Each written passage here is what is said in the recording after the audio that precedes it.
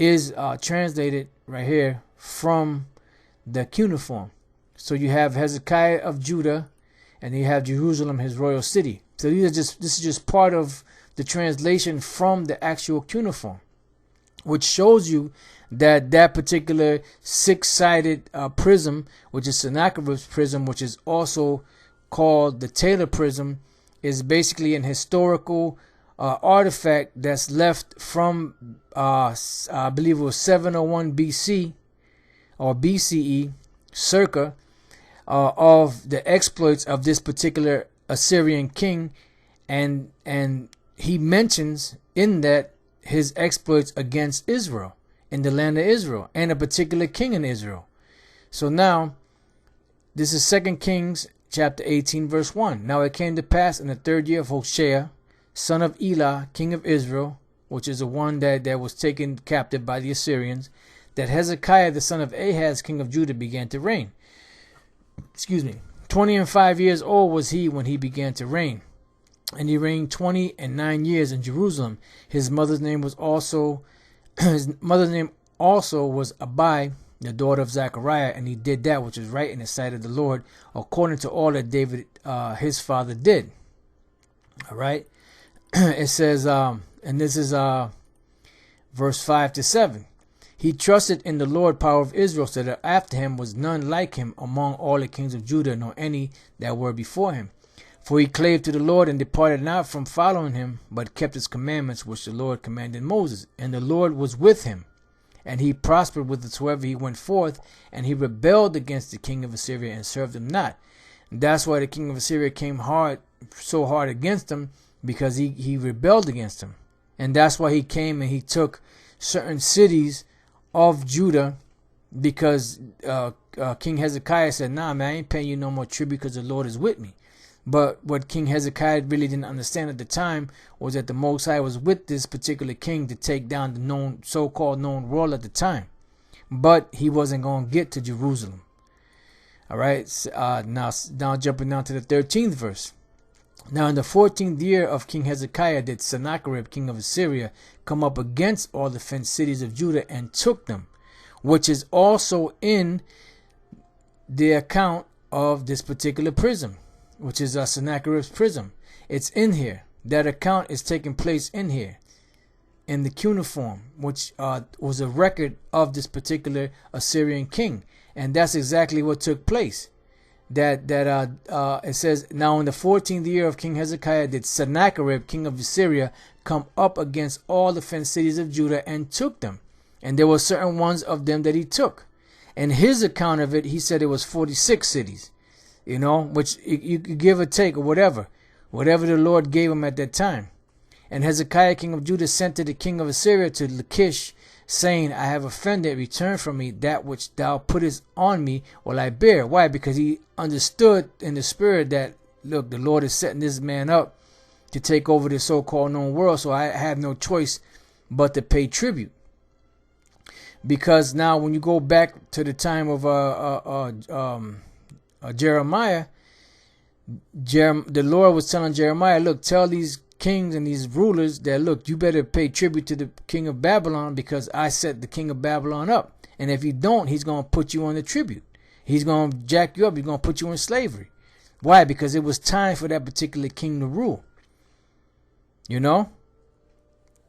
So it says, and the king of Assyria appointed unto Hezekiah, king of Judah, 300 talents of silver and 30 talents of gold. And Hezekiah gave him all the silver that was found in the house of the Lord and in the treasures of the king's house. At that time did Hezekiah cut off the gold from the doors of the temple of the Lord and from the pillars which Hezekiah, king of Judah, had overlaid, and gave it to the king of Assyria, which is the same thing that his father did, King Ahaz. And the king of Assyria sent Tartan and Rapsaris and Rabshakeh from Lachish to King Hezekiah with a great host against Jerusalem, and they went up and came to Jerusalem. And when they were come up, they came and stood by the conduit of the upper pool, which is in the highway of the fuller's field. So they came with an army, and they came with certain top men of the army or armies of Sennacherib. And they came to Jerusalem to come to King Hezekiah to let him know what the deal was. And when they had called to the king, there came out to them Eliakim the son of Hilkiah, which was over the household, and Shebna the scribe, and Joah the son of Asaph the recorder. And Rabshakeh said unto them, Speak ye now to Hezekiah, thus saith the great king, the king of Assyria, What confidence is this wherein thou trustest? Thou sayest, but they are but vain words. I have counsel and strength from the war for the war.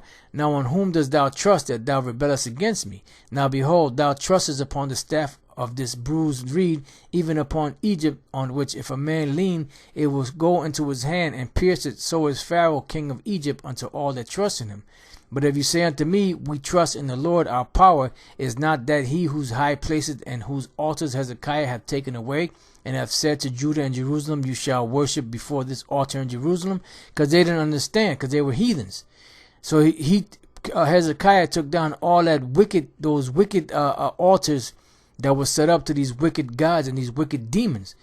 And he set up the proper way to worship Yahweh B'Shem Yahushai, or at that time Yahweh, And they figured that, look, he took away that those gods, the worship of those gods, because the kings before him were doing wickedness, and they were worshiping the gods of the other nations. Now therefore I pray thee, give pledges to my lord the king of Assyria, and I will deliver thee 2,000 horses, if thou be able on thy part to set riders upon them. How then wilt thou turn away the face of one of the least of my master's servants, and put thy trust on Egypt for chariots and for horsemen? And am I now come up without the Lord against this place to destroy it? The Lord said to me, Go up against this land and destroy it. Then said Eliakim the son of Hilkiah and Shebna and Joah unto Rabshakeh, and it basically was breaking it down to them, to tell them, look, speak to us in the Jews' language. Speak to us in the Syrian language because we understand it, but speak not to us in the Jews' language because the people will get nervous, basically, they were saying.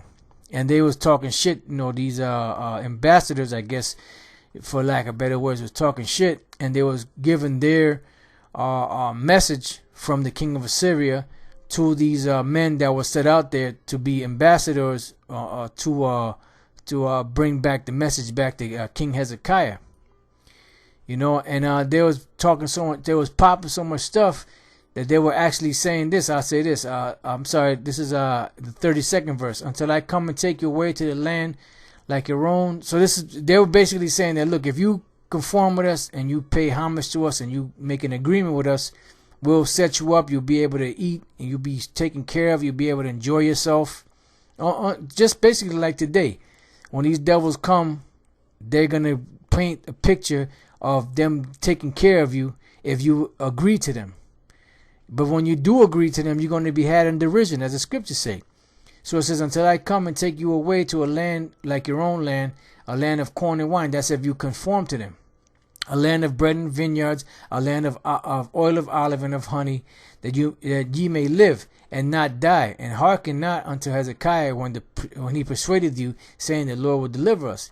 Have any of the gods of the nations delivered at all his land out of the hand of the king of Assyria? Where are the gods of Hamath or of Arpad? Where are the gods of Sepharvaim, Hena, and Eva? Have they delivered Samaria out of mine hand? Who are they among all the gods of the countries that have delivered their country out of mine hand, and that the Lord should deliver Jerusalem out of mine hand?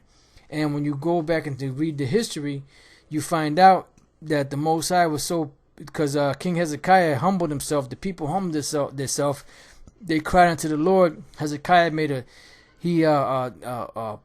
to Yahweh B'Shem Yahushai in a fervent prayer, and the Most High hearkened unto his words. And these Assyrians was talking so much shit and talking crap and blaspheming the Most High, that the Most High sent an angel among the camp of the Assyrian army, and he killed 185,000 of those Assyrians and their mighty men. So they turned back and left from their campaign against Israel, against Jerusalem. And what happened was King Sennacherib went into the temple to pray to his God, and his two sons came in and killed his ass. So that was the Most High bringing judgment upon them Assyrians for popping off that crap.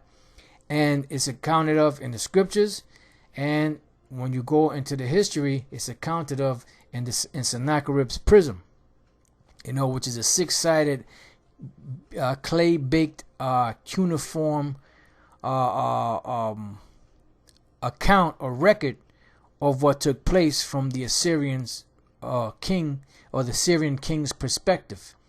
All right, so this is more proof that there are extra biblical sources outside of the Bible to prove that the Bible is authentic, even though we don't need this for ourselves because we believe it by faith, but we bring it out just to be defenders of the gospel.